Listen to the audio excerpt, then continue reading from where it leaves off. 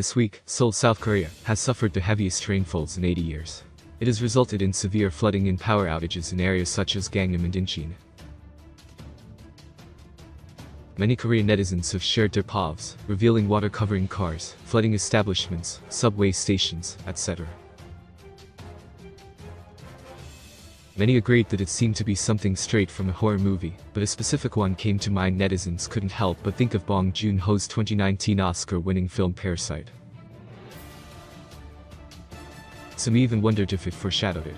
In the third act of Parasite, there is a heavy downpour, and as the Kim family enters their basement home, known as Banjuha, the rain comes down, flooding it to their necks and damaging all their possessions. Unfortunately, in this case, art imitates life and vice versa.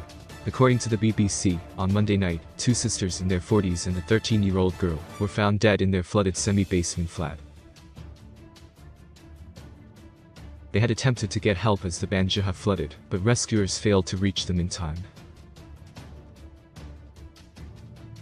After the tragedy of this family of three, topics of inequality like Parasite focused on have been brought up again.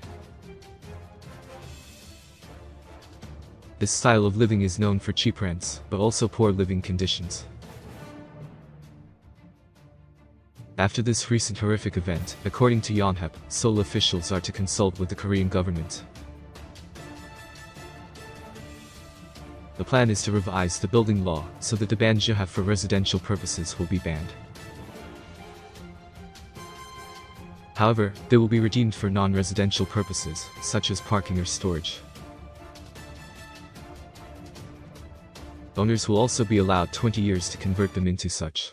Reportedly, current tenants of the semi-basement homes will be provided support for them to transition and move to public rental housing.